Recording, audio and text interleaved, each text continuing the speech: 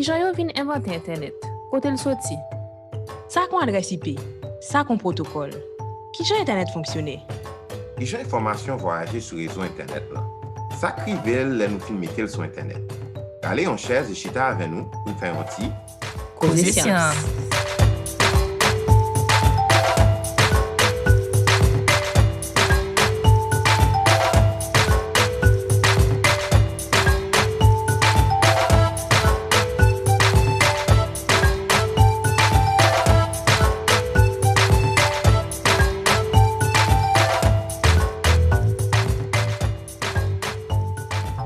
Bonjour, bonsoir.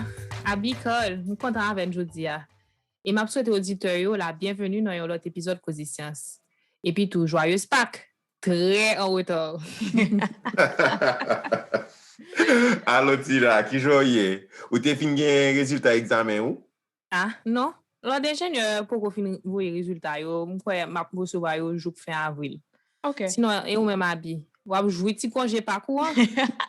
Ah, mon cher, week-end nan te bien commencé. Après ça, à un moment, te gon équipe stress. Peut-être, chien zami nan te tombé malade. Faut que nous t'amène dans urgence, tout bas ça yo. Donc, on pile qu'à sauter. Et puis, finalement, qu'on est là, tout bas en forme, li bien. Donc, oui, m'a relax comme là, m'a préparé pour semaine là. Et ou même call. Teknikman, pas de gen day off pour Pâques. Mais, ou konon bagay, ça fait presque yon l'année que moi pas prend vacances. Donc, moi prends jour congé. Merci. Depuis vendredi, moi monté quand ma tante à mon oncle moi et m'a pris relax. Manger, jouer tennis, m'battre mon oncle moi 2-7-0, OK? Et puis m'a regardé film. Bon, la belle vie quoi. Et puis tout, t'es gagné premier Cause Science live nous sur Instagram vendredi tout. Oh, yep. Oui, live là t'es bien passé m'kwe. Il était un bel genre pour nous te commencer week-end là. Et puis bon, après ça, m'dal fon ti monter Bécane dans samedi hein, et puis dans dimanche, m'dal monter Mon. Ou t'as sous Mont-Royal? Exactement. Bien songé Mont-Royal. Mais moi par contre pour nous sinon, mais famille monter là mais week-end ça et a pédé voyer photo là mais pour moi. Ça fait plus passer yon l'année qu'on y a que me parle dans la mer. Yo, ça a dû. Pas gen la mais Washington?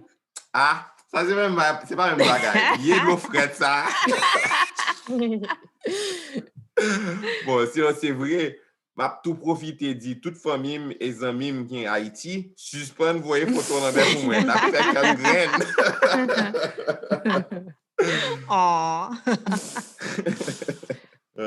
Ah, mais nous connaissons pas un monde, ça a bien tombé qu'on a parlé de affaires voyer photo, WhatsApp ou bien Instagram live dans le contexte épisode aujourd'hui. Et même qu'on y a n'a pas enregistré l'épisode là sur Zoom. Malgré la pandémie et le fait que tout le monde est isolé, il y a de leur ressenti qu'on est connecté à tout le monde plus que jamais. On t'y cale trop connecté peut-être.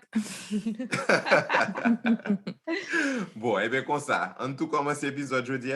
Nous t'en remet tout, fait tout le monde connaît que la science c'est un bagage qui toujours a bougé. Donc l'épisode ça a fini publié, qu'on doit gagner l'autre information qui paraît puis devant. Ça n'a dit kounya c'est un résumé de information qui est disponible à l'équilibre. Et puis, comme toujours, n'a fait nous songer que l'opinion que n'a pas dans le podcast, ça, c'est opinion par nous et pas opinion employée nous. Yo.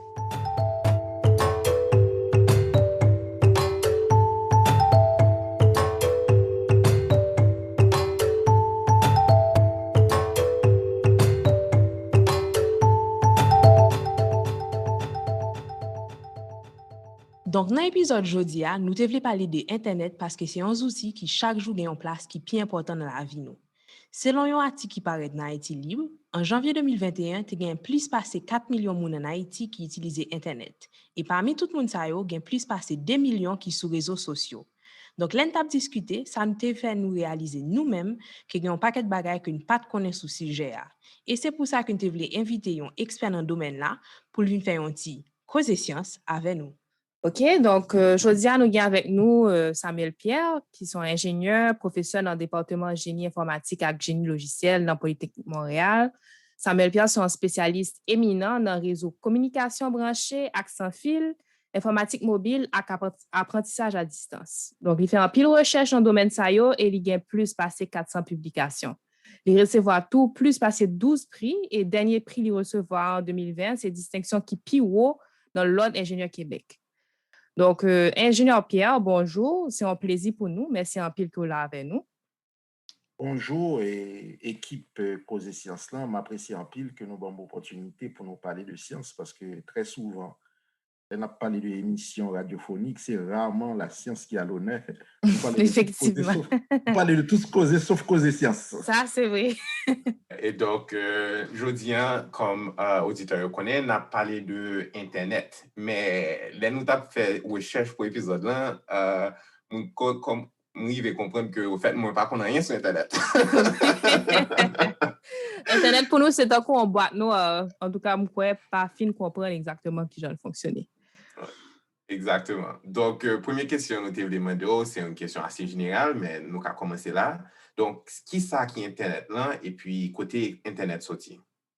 Bon, c'est une excellente question et nous allons prendre plusieurs temps pour nous parler de lui, mais on a essayé bref parce que temps limité. Et d'abord, mot Internet là, c'est un genre d'abréviation, pas une abréviation, mais une réduction lexicographique d'un mot qui pilon, qui est l'Internet working. Et l'on prend le mot Internet working ou retirer et working là, donc il vient rester Internet. Et qui côté le vini, mot Internet là? Et d'abord, le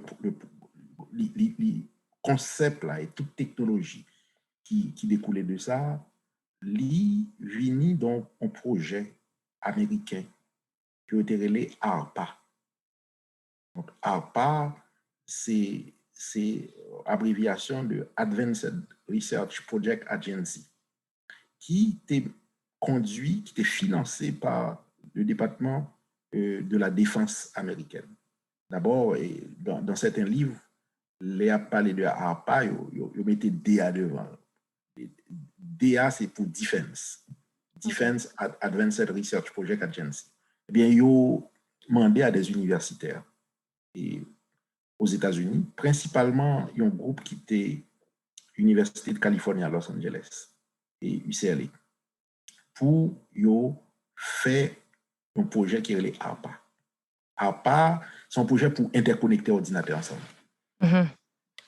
Ensuite, c'est comme ça le projet a commencé. Ensuite, ça a fait comme c'est dans le milieu universitaire, eh bien, ils ont mobilisé des chercheurs, étudiants, master, PhD, qui travaillent sur ça, avec thèse portée sur comment pour interconnecter ordinateur. Donc, c'est ainsi que ils viennent faire un premier réseau qui est le ARPA. Ensuite, réseau ARPA, ça, ils viennent ajouter net derrière lui, ils viennent faire ARPANET. OK. Donc, le réseau de ARPA. Et puis, ça, c'est vers quelle année à peu près? Ça, c'est dans les années? C'est à peu près autour des débuts années 70. Mais balbutiement était là depuis un petit peu fin des années 60. On a commencé à réfléchir sur ça. Mais pas avec envergure, ça. À partir du début des années 70, une grande accélération. Ensuite, vrai résultat, comme si une gagne vers les années 80, avec un réseau qui fonctionnel.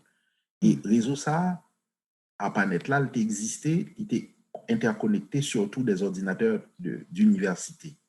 Et les gens qui qu'on a utilisé, c'était des chercheurs universitaires qui ont fait expérimentation. Expérimentation, comment un monde capable de communiquer à distance via des ordinateurs qui sont situés dans des universités. Donc, c'est comme ça que ça a commencé avec ARPANET. Maintenant, les ARPANET viennent stables.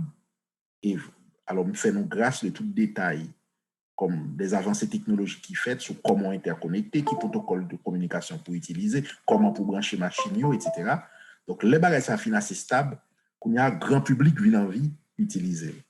Ensuite, les ça, bagages ça, li quitte CAD et ARPA, qui était département américain, li quitte CAD ARPANET, qui ont un réseau et qui interconnecte chercheurs universitaires, qu'on y a vu tomber dans le grand public, qui a essayé d'utiliser le tout. C'est là ça où vient passer de ARPANET à Internet. De manière le plus simple, au fait, Internet, c'est un réseau d'ordinateurs interconnectés. Un réseau, en fait, bien m'ont posé une question ça. Pas bon petit mot simple pour définir son réseau de réseau. Okay. Son réseau de réseau.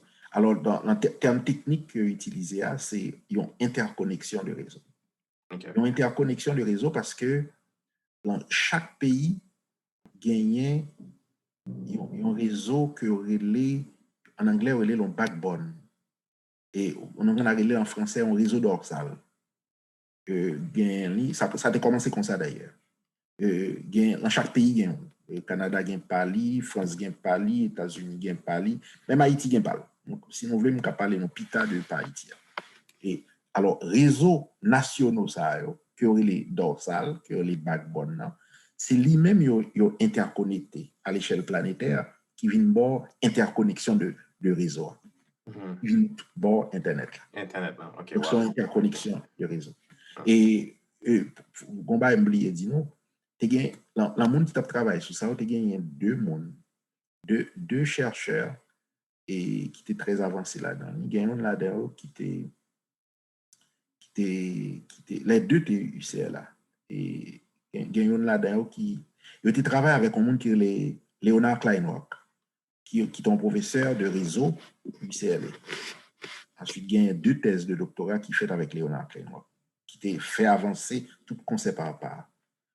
Moi-même, moi, fait thèse de doctorat à la suite de 2 thèses. Je fais thèse moi-même tout en conception de réseau. Mais en prolongement du travail. Ça. Et ça me dit fait, moi, à la lumière de méthodes que 2 thèses ont été utilisées. Moi-même, des proposons l'autre méthode, une méthode basée sur l'intelligence artificielle pour faire le même bagage que monsieur a essayé de faire. Donc, c'était à peu près 3e thèse qui vient faite dans le sujet.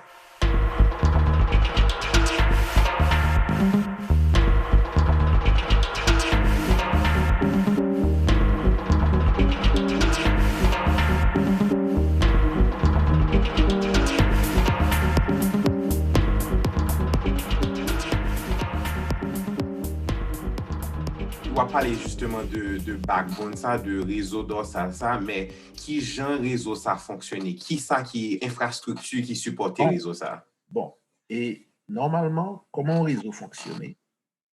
Ma bonne une définition simple d'un réseau.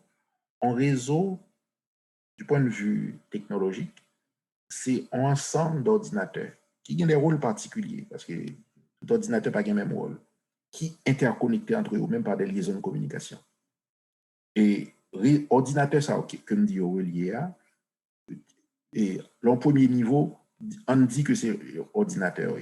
Le deuxième niveau plus technique, il y aurait des commutateurs. Moi, en anglais, c'est des switches. Donc, toutes switches sont interconnectées entre eux-mêmes. Et comme ils sont interconnectés, on a passé l'information de l'un à l'autre. Soit pas en chemin direct, parce que il y a une liaison directe entre paires de switches, ou bien en utilisant un chemin. Ça me dit un chemin, sont séquences de liaison qui permettent de relier une machine à l'autre. Par exemple, sur une machine A qui est connectée à une machine B a connectée à une machine C, eh bien, on est capable de passer de machine A à machine C en transitant par B. Donc, là, ça, on parle de chemin. Par contre, si on a un lien direct entre A et C, on passe par liaison directe là pour aller de A à C. Donc, réseauage, en fait, il doit ou utiliser des liens directs entre paires de nœuds ou utiliser des chemins lorsque une liaison n'existe pas entre deux nœuds spécifiques. Donc, c'est comme ça au fait. Alors, toute stratégie doit faire conception un réseau. C'est comment pour faire pour permettre que toute paire de nœuds communiquent entre eux-mêmes sans que nécessairement pas un lien direct entre chaque paire de nœuds. Alors, c'est peut-être ça que nous parlons de route. Nous parlons de route, nous parlons de chemin, nous parlons de path. Donc, qui sont autant de termes qui désignent une séquence de nœuds qui relient entre eux-mêmes. Donc, réseau A, c'est pour le rendre ça possible. Rendre que communication est possible à travers toutes les paires de nœuds qui constituent le réseau A, sans que nécessairement pas un lien direct. Parce que ça va coûter trop cher pour un lien direct entre chaque paire de nœuds. Un petit bagage qui est important pour nous dire tout. Lorsqu'on met infrastructure physique là en place, ordinateur, plus liaison qui y a entre eux-mêmes, il y a une dernière couche, son couche de protocole de communication qui peut gérer ça. Analogie qui gagne avec un réseau routier, réseau routier a les mêmes bagages. Et ou bien des points de service qui des nœuds, nœuds c'est poste de péage qu'on mettait sur route là. Après ça, on a une route là. Ensuite, l'arrivée dans le poste de péage, ils vont camper. Il faut payer pour passer. Il faut payer pour passer. Sur l'autoroute, ça, il y a des rentrées, il y a des sorties. Et ça, les protocoles là, c'est ensemble de règles d'opération du réseau routier. Ou pas qu'on va rentrer, l'on sortit, même si pas qu'on a sorti, l'on rentrer. Ça sont règles. Ensuite, si il y a 3 voies, ou pas qu'à sous 3 voies en même temps. Il faut choisir une là-dedans. Ensuite, il y a une voie aller, il y a une voie tourner. Ensuite, il y a une vitesse pour respecter. Donc, tout ça, c'est des règles. C'est des règles de circulation qui gagnent. Alors, règles, ça, ils sont intégrées dans des protocoles de communication. Donc, c'est protocoles de communication qui gèrent transport d'informations sous infrastructure physique. Ok. Merci de ce qu'on expliquer ça, parce que souvent, les gens regardent des films ou bien séries, côté gain de hackers, qui fait 2-3 mouvements sous keyboard là, ils ont toujours parlé de protocole, toujours parlé de adresse IP, et ça, c'est toujours un bail qui est un petit genre fascinant parce que je ne sais pas comment ça y est. Donc, merci de ce qu'on expliquer ça, un protocole lié. Oui, ma corridor, ça qui est adresse IP. D'abord, IP, c'est l'abréviation de Internet Protocol. Internet Protocol. Ok. C'est une plus grosse invention qui était faite dans le développement à part. C'est à part qui vient avec IP. Ok. Maintenant, ça IP a fait comme Internet Protocol, c'est lui-même qui permet de naviguer entre machines, entre ordinateurs, entre nœuds. C'est lui-même qui permet de naviguer. Et après, il y a un protocole Internet là, Internet Protocol IP, mais il y a une adresse IP. Adresse IP, c'est adresse machine qui gagne la réseau. Parce que pour capable voyer information, bah une machine, il faut une adresse machine. Donc, ça va faire bail chaque machine qui dans l'infrastructure là, ils ont adresse IP, qui ont numéro, qui ont identificateur unique de machine ça. 2 machines pas qu'à la même adresse là. Okay. Donc, de sorte que lors où vous voyez un message ou adressé à une adresse IP donnée, eh bien, c'est seule adresse là capable de recevoir l'information. À moins que il y ait un hacker qui intercepte l'autre machine. Donc, adresse IP, on doit dire que c'est identité machine et puis protocole là, c'est règle pour nous suivre, pour nous capable de transférer l'information. C'est ça. Et ma profiter de dire l'autre bagaille encore, c'est juste si je prends un petit peu d'avance. On bagaille y aurait les Internet of Things. IoT. Au départ, et c'était seulement des machines ordinateurs qui ont adresse IP. Et bien là, Internet of Things, là, son évolution de technologie Internet là, qui permettent ou bailler une adresse non seulement à un ordinateur, mais on a bailler à n'importe quel objet. Tout bagaille. Oui, n'importe bagaille qui a une adresse. Frigidaire, voiture, printer. On pas commettre. Tout bagaille. Frigidaire la caillou, et micro-ondes, tout qui a une adresse. Mais à qui ça servi? Potentiel la vie énorme.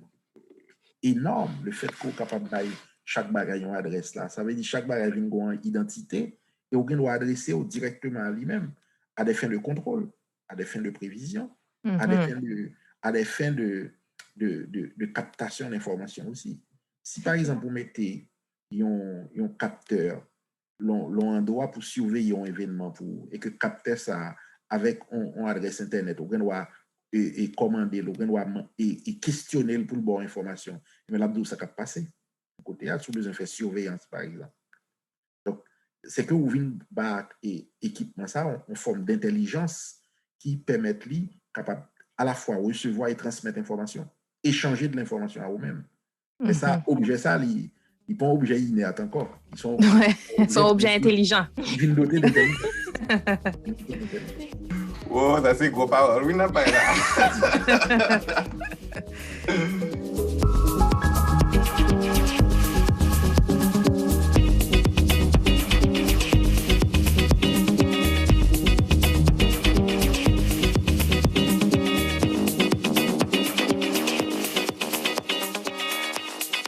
Différence dans la technologie qu'il y a appliquée pour infrastructure Internet. Et d'abord, ma question, très intéressant.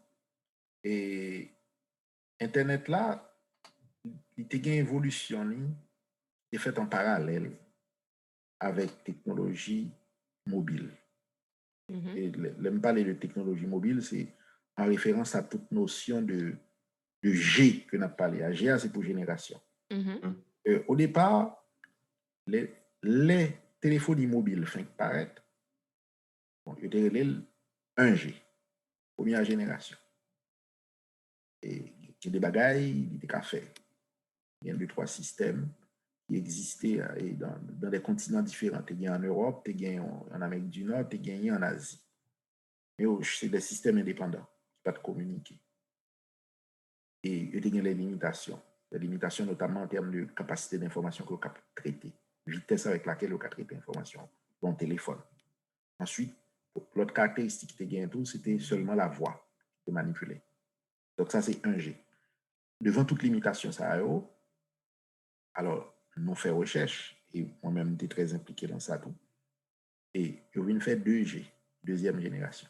Deuxième génération, il vient de résoudre des problèmes, notamment de vitesse de transmission de l'information, qui vient plus élevé avec deuxième génération, mais qui était quand même en technologie orientée vers le traitement de la voix, toujours pour téléphone.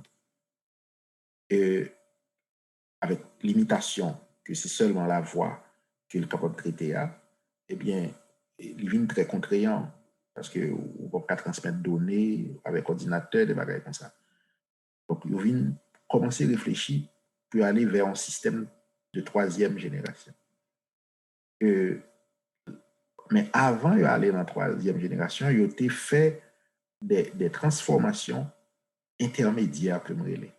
Parce que quand un jeu, lorsqu'on change de génération, il est obligé de changer tout matériel réseau.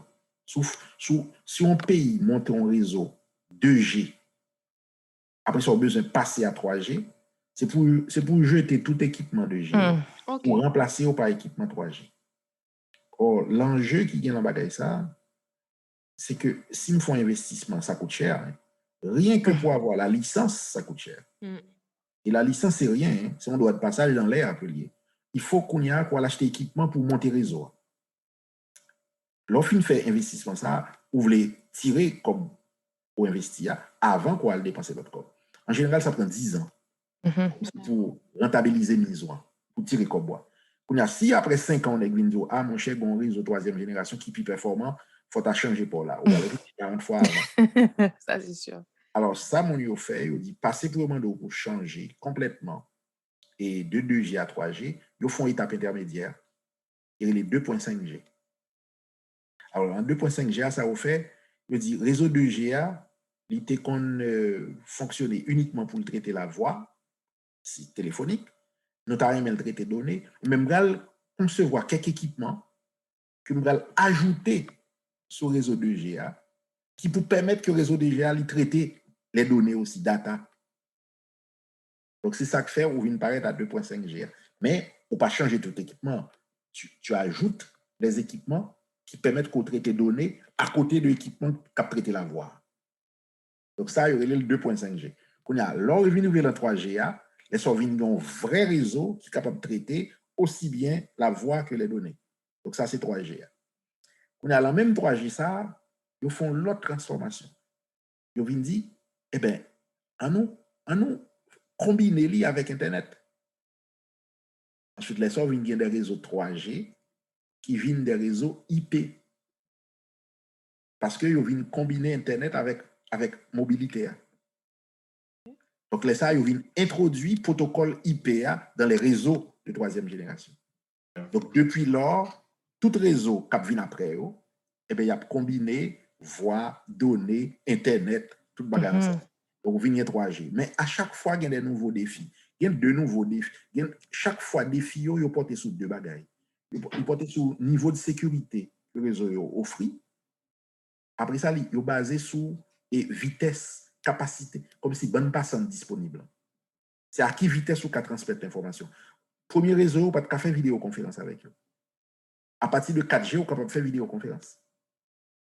Parce que vidéoconférence est très exigeant en bonne passante, en vitesse de transmission. Donc, 4G a commencé à venir capable de faire. 5G a venu plus bon encore.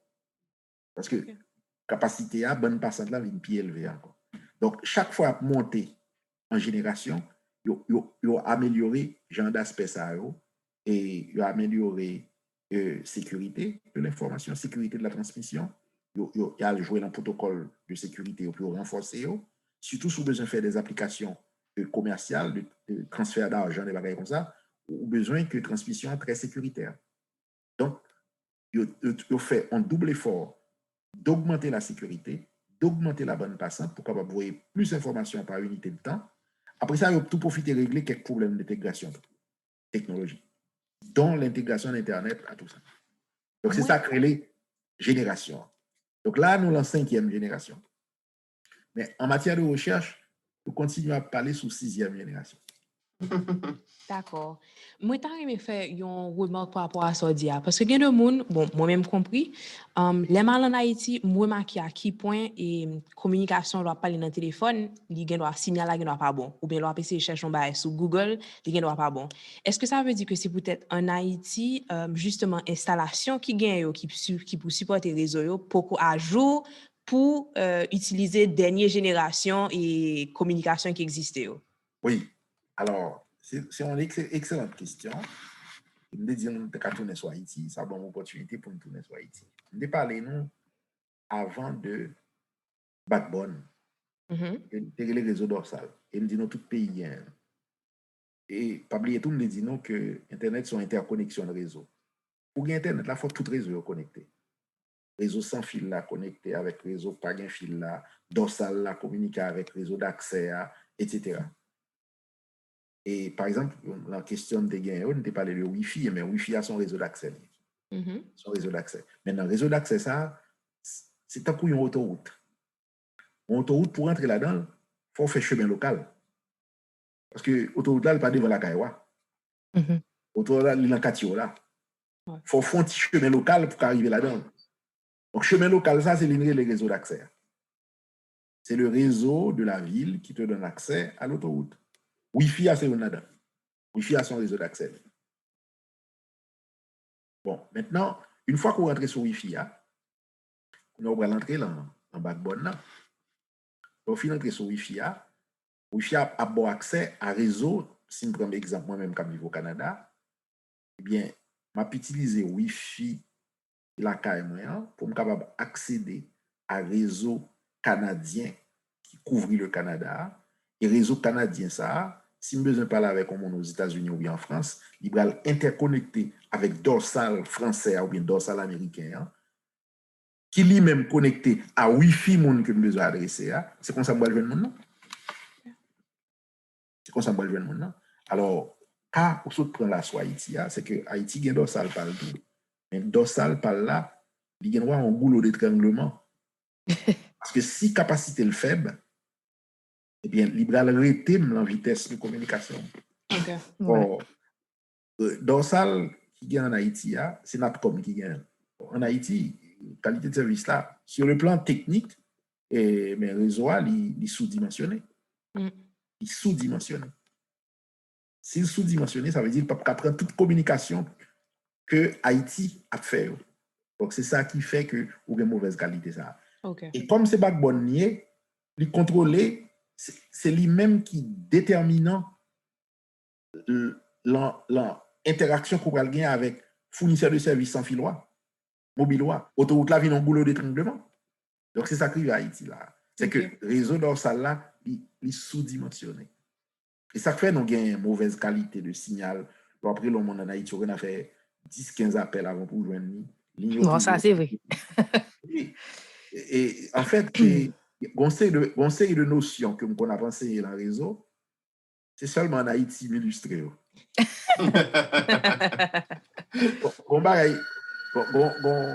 Les taux de perte d'appel. C'est Haïti seulement mesuré ça. Wow. Au Canada, le concept n'existe pas. Non, ça c'est vrai. Taux de perte d'appel, ça c'est vrai. Taux de perte d'appel, c'est le nombre de fois que on m'a essayé là, il ne peut pas jouer nous. Mon relais n'est pas disponible.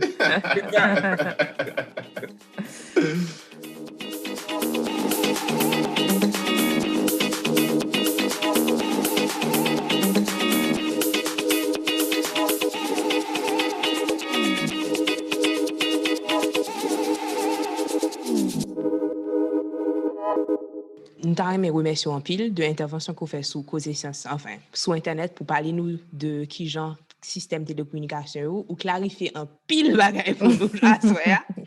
Mais m'aimerais connaître tout sous tes cas, on s'y parler nous de initiative Gran Istea parce que c'est pas seulement sous carrière ou au Canada qu'on travaille, il y a le bail qu'on met en place en Haïti avec un paquet l'autre haïtien tant que chercheurs étrangers tout pour mettre plus valeur sur la science qu'a fait en Haïti. Est-ce qu'on peut parler non si gens de tout programme ça yo? Oui. Bon, d'abord, je vais dire un bagay, je vais le surprendre. Et d'après les chiffres de la Banque mondiale, Haïti, c'est le plus grand exportateur de talent au monde. OK. OK. Et 84% de monde qui ont un diplôme post-secondaire, ça veut dire après philo, 84% haïtiens qui ont un diplôme post-secondaire à l'étranger. Wow. Wow. Et c'est ça où elle est exportateur de talent. Parce que monde ça c'est la crème, c'est future crème. Ouais. Le pays qui vient en deuxième, non? Quoi, c'est le Ghana, 47. Wow. Alors, ça, comme dit nous ça, c'est pour expliquer ça que fait pays à l'État, ça veut dire. Un pays qui, tout le monde y formé, il voyait à l'étranger, ou bien le quitter ou aller à l'étranger, on va travailler à ta perte là. Parce que leur formé, il y a un monde qui fait école normale supérieure, ça veut dire qu'on a fait toute étude, primaire, secondaire, plus universitaire. Après ça, les gens, ça finit, on voit à l'étranger, il y a un vide qui crée. Ça veut dire, promotion, ça, tu es supposé à former tout le monde dans le secondaire, n'est même pas disponible pour le pays. Mais comment on remplace elle? On remplace par des gens qui sont moins compétents. Donc, de poche en poche, mais on va baisser la qualité. C'est ça qui nous la première. Des gens qui sont moins formés, à former des gens qui vont moins formés encore, et ainsi de suite. Moi, c'est ça la trappe de la non-qualité. La trappe de la non-qualité. Alors, nous-mêmes, nous faisons GRAN après tremblement de terre. GRAN prend naissance 20 jours. En fait, pas 20 jours, 8 jours après tremblement de terre. Il fait, comme nous fait 12 janvier, nous prenons naissance 20 janvier. Avec comme objectif de réunir tête ça qui te quitté le pays pour que nous est-ce que nous avons des pays à reconstruire. Pas dans l'immédiat, parce que nous connaissons un travail énorme qui est pour faire, mais dans la durée, de 10 ans, 15 ans, 20 ans, 30 ans. Alors, c'est ça qui gagne. Un groupe de réflexion et d'action pour une Haïti nouvelle. Et nous avons une vision pour ça. Vision, c'est nous avons besoin d'Haïti qui fondée sur l'éducation, sur la justice sociale, sur la protection de l'environnement et sur, en fait, un pays où il fait mieux vivre, où il y a de la solidarité. Donc ça, ce sont les valeurs que nous portons. Donc nous réunions bonnes professeurs dans toute université, même Polytechnique, il faut même 25 à 30 profs polytechniques qui fait partie ISTEA. Nous avons entente signée avec Polytechnique. Un monde qui fait étudier au ISTEA ou entrer en Polytechnique sans problème. D'ailleurs, nous avons des gens qui fait doctorat là avec nous, Polytechnique, qui fait maîtrise en Haïti, avec nous dans l'ISTEA. Donc, nous cherchons des amis, nous, au Québec, au Canada, en Anglais, en France, aux États-Unis, en Suisse, en Belgique. Nous réunissons 220 professeurs. Nous avons enseigné à distance. Nous là-dedans à l'Haïti. Et aller faire une semaine ou deux, bah, quoi, ça retourner. Ensuite, nous faisons ça bénévolement. Et à l'Haïti, nous prenons des pensions en charge, mais nous ne pas payer. Nous ne pas avoir au salaire pour ça. Ensuite, il y a 2-3 Haïtiens, il y a des jeunes Haïtiens qui sont très intéressés par le programme, ensuite qui participaient. Donc là, jusqu'à septembre 2020, on a des formations de niveau maîtrise et doctorat. À partir de septembre, et nous commençons avec des études de premier cycle, mais limitées à sciences. On a en mathématiques, physique, chimie, biologie. Ensuite, diplôme d'ingénieur, nous avons 2. Nous avons génie civil avec génie informatique. Donc, c'est ça, STA. Ensuite, nous sommes présents sur 6 villes d'Haïti. Port-au-Prince, Milo. Milo, c'est la siège principale. Nous avons un gros projet là qui est les Cités du Savoir. Après ça, nous gagnons Okaï, Jacmel, Inche et Saint-Marc. Étudiants nous éparpillés sur tout le territoire. Ensuite, gain qui dans l'autre ville, tout, qui passe dans 6 villes que nous disons là, je suis Koyo à distance par Internet. Koyo Bay par vidéoconférence. On a fait là. Bon, ça, c'est des initiatives qui sont absolument spéciales, qui sont extraordinaires même. Et donc, si auditeur nous t'a aimé qu'on ait un petit cas plus, côté au cas d'une information sur le GRAN et ISTEA. C'est www.granmonde, qui s'écrit GRAHN-monde.org. Donc ça, c'est pour GRAN. Pour ISTEA, c'est www.isteah.edu.ht. OK. .edu.ht. OK.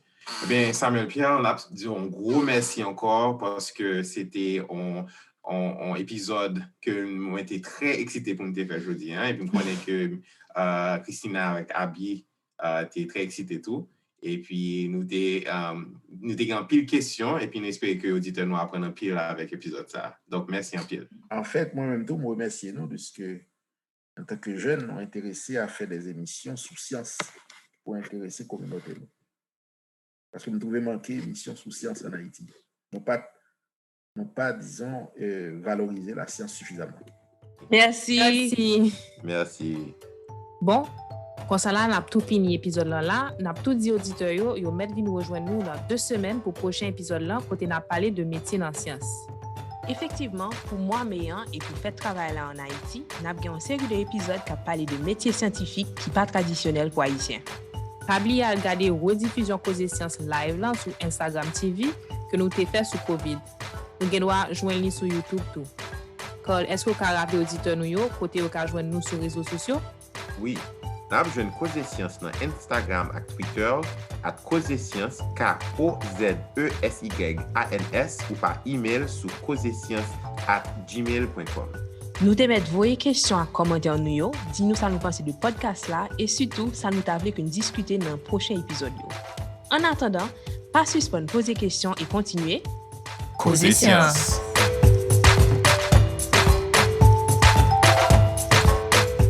Causer Science, c'est un podcast produit par Annabelle Fignolet, Christina Rousseau et Carl-Frédéric Vieux. Un merci spécial pour Robert Exantus, conseillère linguistique nous, et Daniela Anastasé pour design graphique et produit marketing nous. Musique thématique nous, c'est Jenan Desrosiers qui fait. Et finalement, arrangement son avec édition Causer Science faite par Nicolas Desbois.